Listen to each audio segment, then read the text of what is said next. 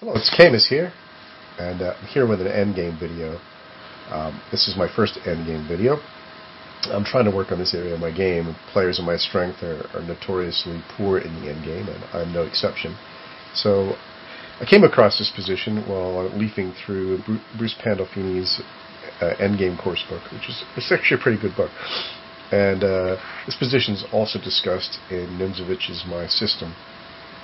I should also add, if you look on YouTube, there's I think the guy's name is Matt Locklear.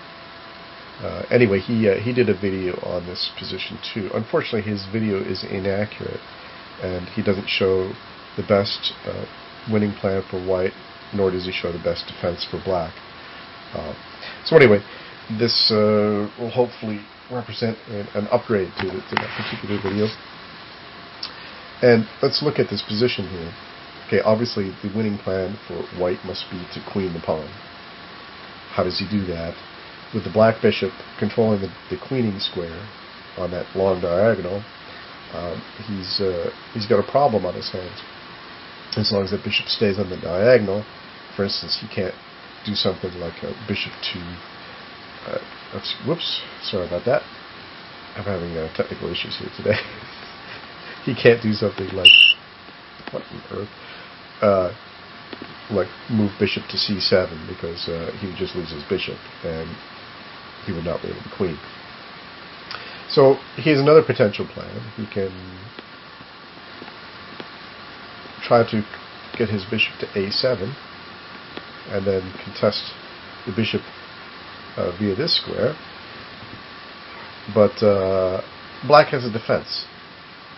But in the course of this defense, he's going to be forced to lose a tempo.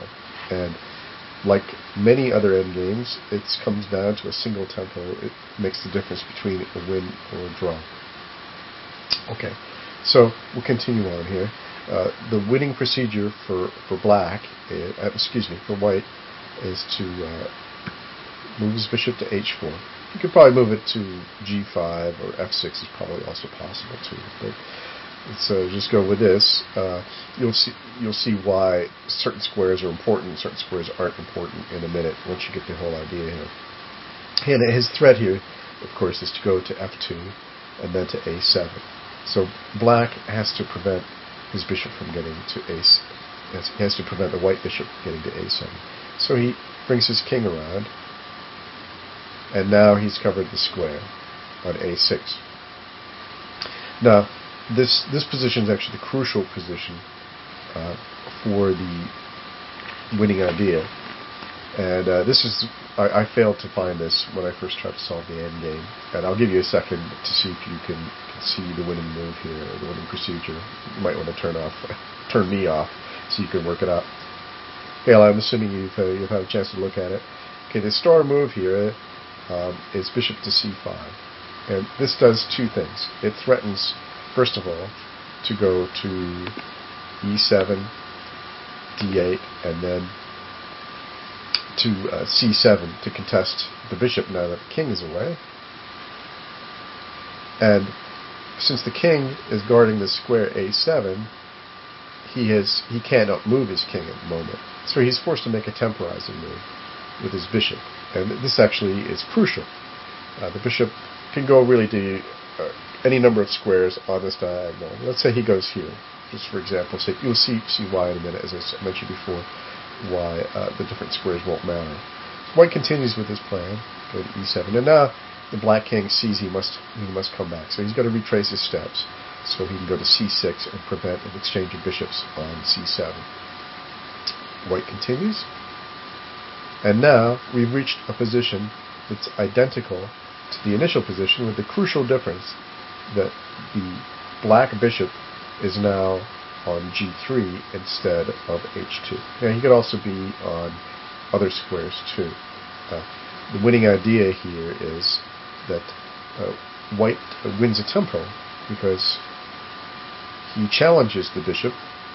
The bishop must remain on this diagonal, otherwise the pawn queens. So he must move away. Now, in the original position, since he was tucked in h2, black had a tempo to move his king to a6. In this case, he's got to waste a move in order to get his bishop out of danger, because obviously if he allows white to play bishop takes bishop, he's going to end up losing the game. So he stays on the diagonal and makes way for the bishop. This loss of a tempo is what wins for white. Now he's back to f2, and the black king does not have enough time to get to a6. So there's not even any point in him going over there. He could do that, but let's see. Well, say he did this, and then he's just not in time. The bishop is going to go back, is going to go to b8 and challenge the black bishop, and the pawn will queen. So instead of, we'll go back to this position again, after bishop to f2, bishop to f2, and instead he makes a temporizing move with the bishop. He's going to stay on this diagonal. He cannot move the king. It's pointless. So now white continues with his plan. He's making some real progress here, and again black is forced to make temporizing moves with the bishop. He's got to stay on the diagonal to prevent pawn from queening. And now white occupies the queening square with his bishop. So black has to give way, otherwise he loses his bishop and the game. So his only hope now is to get his bishop to a7 to stop the pawn from queening. Now naturally white wants to move his bishop off of b8 square so he can queen. So he moves it. Probably other squares are possible here too, but black has to guard against the pawn queening. And now the cup of grass, the coup de grace, this beautiful deflection move decides the game. Obviously, if he plays bishop takes bishop, then the pawn queens, and if he doesn't, then white will play bishop takes bishop. And you can't play, of course, bishop to b8 because the white king will take the bishop, queen next move. So it's a very instructive endgame, and although this position is specific due to the nature of the knight pawn involved, if the pawn was, say, a bishop pawn or an e or d pawn, black would have more options because his king would be able to move around to the other side. But